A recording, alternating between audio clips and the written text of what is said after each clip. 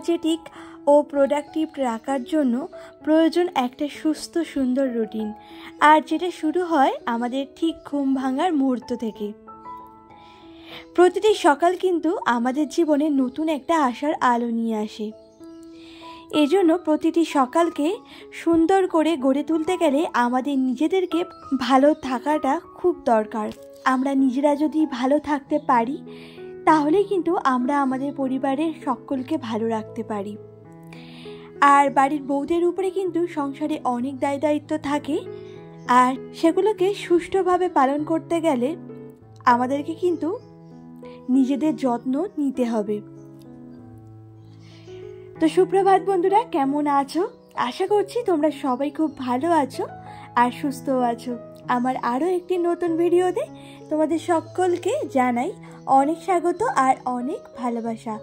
আর এইদিকে দেখো, আমার সোনামায়ের বন্ধু চলে এসেছে। আসলে এই ডগিটা না আগে বেশ সুন্দরই ছিল, জানি না কি যে হলো, বেশ অনেক দিন ধরে আমাদের এদিকে আসতো না। তো এই ডগিটাকে দেখো কেমন যেন লোম টোম উঠে গেছে, কি অবস্থা হয়েছে, কি হয়েছে জানি না ওর সাথে। তো আগে যখন আমাদের এখানে আসতো না তখন কিন্তু জানলার ধারে এরকম দাঁড়িয়ে থাকতো, সোনামা অনেক বিস্কুট খাওয়াতো, তখন তো ভালোই ছিল। তারপরে মাঝখানে বেশ অনেক দিন কিন্তু এই ডগিটাকে দেখি না, তো অনেক দিন পরে কিন্তু এসেছে, আবার দেখলাম জানলার ওখানটায় দাঁড়িয়ে আছে, তাই ওকে কয়েকটা বিস্কুট খেতে দিলাম। তো যাই হোক, এরপরে দেখো রান্নাঘরে এসে কিছুটা রান্না বসিয়ে দিয়েছি, কিন্তু আগে মানে রান্নাটা হতে হতে এই টুকটাক কাজগুলো করে নিতে পারছি। আসলে সকালবেলায় আমাদের বাড়ির বউদের মানে বিশেষ করে এই রান্নাঘরে এতটা তাড়াহুড়ো থাকে না যে কি বলবো, আর তার উপরে যদি ঘুম থেকে একটু দেরি হয়ে যায় উঠতে। আর এই কদিন ধরে কিন্তু আমি ঘুম থেকে একটু দেরি করে উঠছি, কখনো ওই 7টা, 7:30 নইলে 8টাও বেজে যাচ্ছে। তো চেষ্টা করছি যে ভোর ভোর ওঠার, ভোর ভোর উঠলে কিন্তু সংসারে অনেক কাজকর্ম বেশ তাড়াতাড়ি করে সেরে নেওয়া যাবে। আর এই যে এরকম দেরি করে ঘুম থেকে উঠলে অনেকটাই লেট হয়ে যায় কিন্তু রান্নাবান্না সারতে আর বাদবাকি কাজকর্ম করতে। তো যাই হোক, কিছুটা তো বসিয়ে দিয়েছিলাম, আর এখন বাদবাকিগুলো করে নেব। তো এখন একটু পেঁয়াজ কালি আর আলু একসাথে ভেজে নিচ্ছি। ও আজকে কী বার সেটাই তো তোমাদেরকে বললাম না, আজকে শুক্রবার, আর এখন ওই সময় হয়েছে ওই 8টা 10 কি 15 হবে। তো যাই হোক, এইদিকে দেখো এখন আবার এই যে হলুদটা দেখলাম কি শেষ হয়ে গেছে, তাই হলুদটা একটু ঢেলে নিলাম। আর এই মাসে জানো তো মুদি সদাই আমাদের মানে পুরো 1 মাসের আনা হয়নি, ওই টুকটাক জিনিস আনা হয়েছে, মানে যে কটা জিনিস রান্নাঘরে ফুরিয়ে গেছিলো তো সেগুলোই আনা হয়েছে। প্রতি মাসে তো আমাদের ওই মুদি সদাই 1 মাসের জন্যই আনা হয়, আর 1 মাস মতোই কিন্তু চলে যায় সব কিছু, আমি এমন করেই লিখি। আর দু একটা জিনিস যেগুলো একটু কম লেখা হয়, মানে যেগুলো অতটা লাগে না, তো সেগুলো হয়তো তখন দোকান থেকে আনতে হয়। বেশিরভাগ জিনিস কিন্তু আমি মানে বেশি করেই লিখি, মানে মাসে যতটা লাগে আর কি ততটাই লিখি।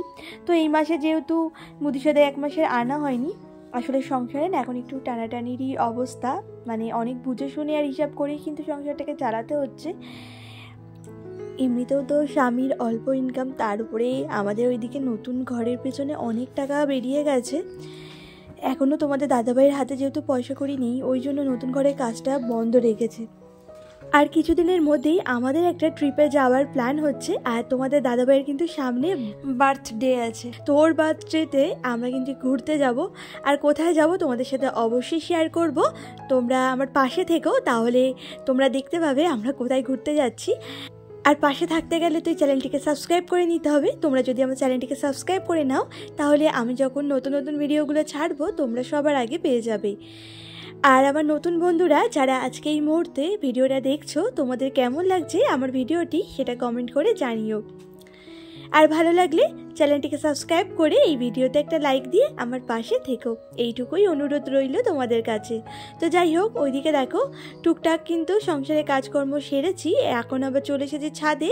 তো এইদিকে কিছু জামা কাপড় এনেছিলাম, এগুলো আসলে এখন ভিজিয়ে রেখে যাচ্ছি, পরে এক ফাঁকা সময় এসে জামা কাপড়গুলো কেচে দেবো।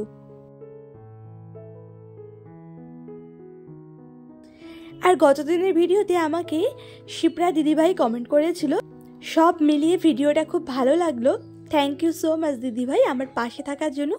আর এই দিদিভাইটা কিন্তু আমার অনেক দিন ধরে পাশে আছে, তো তোমাকে অনেক অনেক ধন্যবাদ দিদিভাই, এইভাবেই আমার পাশে থেকো। তো যাই হোক, এদিকে দেখো সকালবেলা না কিছু জামা কাপড়ও মেলে দিয়ে গেছিলাম, তো কিছুটা দেখলাম কি শুকিয়ে এসছে। জামা কাপড়গুলো অ্যাকচুয়ালি শুকানোই ছিল, মানে হালকা হালকা ভেজা ছিল, বারান্দাতে মেলে দিয়েছিলাম কালকে জামা কাপড় এগুলো। তো সেগুলো নিয়ে এলাম, আর কিছুটা দেখলাম কি এখনও শুকায়নি, আর একটু মানে রোদ খাবে, তো সেগুলো রেখেই এসেছি। আর নিচে এসে দেখো এখন বিছানাটাকে ক্লিন করে নিলাম। আজকে শুকনো টাওয়েলটা দিয়েই ভালো করে না খাটটাকে মুছে নিয়েছি, অন্যদিন ওই কলিন দিয়ে কিন্তু ক্লিন করে নিই। আর তারপরে চারিদিক থেকে খুব ভালো করে গুছিয়েও দিলাম। আর তারপরে এই যে ওয়ার্ড্রবের উপরটা একটু ক্লিন করে নিচ্ছি। তো এখানে যে সমস্ত জিনিসগুলো আছে একটু সরিয়ে সরিয়ে ক্লিন করে নিচ্ছি। আর এরপরে আমার ঘরের মধ্যে যে সমস্ত ছোটোখাটো ফার্নিচারগুলো আছে আর সেগুলো একটু ক্লিন করে নেব। তো দু একদিন ছাড়া ছাড়া কিন্তু এইভাবে ঘরের সমস্ত জিনিস আমি ক্লিন করে নিই, তাহলে কিন্তু ঘরবাড়ি বেশ পরিষ্কার পরিচ্ছন্নই থাকে। আর এইগুলো যদি ফেলে রাখি ওই 1 মাস পর গিয়ে করি, তাহলে কিন্তু অনেকটাই কষ্ট হবে, তখন ধুলো টুলো জমে যাবে, দেখতেও যেমন ভালো লাগবে না, তেমনি এইসব পরিষ্কার একবারে করতে গেলে না অনেকটাই পরিশ্রম হবে। আর এই মানে দু একদিন ছাড়া ছাড়াই টুকটাক, কখনো ধরো এই ফ্রিজটা মুছলাম, কখনো আলমারিটা, এইভাবে এক এক দিনে এক একটা করে করে মুছলে কিন্তু অনেকটাই কাজ এগিয়ে আসে। যেমন দেখো এখানে কিন্তু আমি কিছু কিছু জিনিস যেমন শোকেস টোকেস এগুলো মুছছি, আর এই ওপরগুলো কিন্তু এখনও মোছা হচ্ছে না, এগুলো আবার আর একদিন মুছবো। একদিনে যদি সমস্ত কাজ একসাথে করতে যাই তাহলে কিন্তু যেমন অনেকটা সময় লাগবে, তেমনি অনেকটা কিন্তু চাপেরও হয়ে যাবে। ওইদিকে সোনামাকে দেখাশোনাও কিন্তু আমার এই কাজের ফাঁকে ফাঁকেই করতে হয়, তো সেই সমস্ত আর তোমাদের সাথে তো শেয়ার করতে পারি না। তো এত তাড়াহুড়োর মধ্যে দিয়ে সকালটা যায় না যে কি বলবো। আর ওর পেছনে কিন্তু আমাকে অনেকক্ষণ ব্যাটারি দিতে হয়, যেহেতু সোনামা এখনও ছোট, ও বড় হয়ে গেলে হয়তো নিজের কাজটা যখন নিজে করতে শিখে যাবে তখন হয়তো ওর পেছনে আমার অতটাও সময় দিতে হবে না। তো এখন যেহেতু ছোট, ওই জন্য ওর সব কিছুই আমাকে করে দিতে হয়। তো যাই হোক, এইদিকে দেখো রান্নাবান্না তো হয়ে গেছে, এখন আবার এই যে বাসন টাসনগুলো মেজে নিচ্ছি।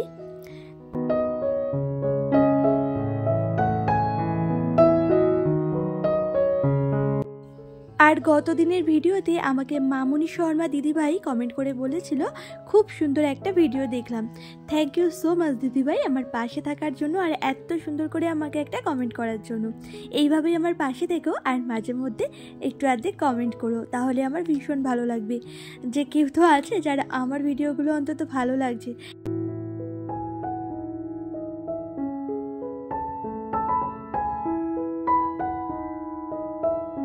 তো যাই হোক, এইদিকে দেখো মোটামুটি বাসনপত্র মাজা হয়ে গেছে, এখন এই গ্যাস ওভেনটাকে খুব ভালো করে ক্লিন করে নিচ্ছি। তো মাঝে মধ্যে স্কচ ব্রাইট দিয়ে না গ্যাস ওভেনটাকে মুছে নিই যখন দেখি খুব নোংরা হয়, মানে অনেক সময় বেশি রান্নাবান্না হলে না তেল চিটচিটে বেশি হয়। তো আজকে অতটা বেশি নোংরা হয়নি, তাই এই রান্নাঘর মোছার যেই কাপড়টা আছে সেটা দিয়ে ভালো করে মুছে নিলাম। আর এটা কি বলতো, এটা হলো খেজুরের গুড়, একদম ঝোলা গুড়। আর এই ঝোলা গুড় দিয়ে রুটি খেতে কিন্তু দারুণ লাগে জানো তো। আমার মতো তোমাদের কার কার ঝোলা গুড় দিয়ে রুটি খেতে ভালো লাগে কমেন্ট করে জানিও। তো যাই হোক, এরপরে দেখো রান্নাঘরটাকে ক্লিন করে নিচ্ছি। আর আমি তো প্রতিদিনই রান্নাবান্না করার পরে রান্নাঘরটাকে ক্লিন করে নিই।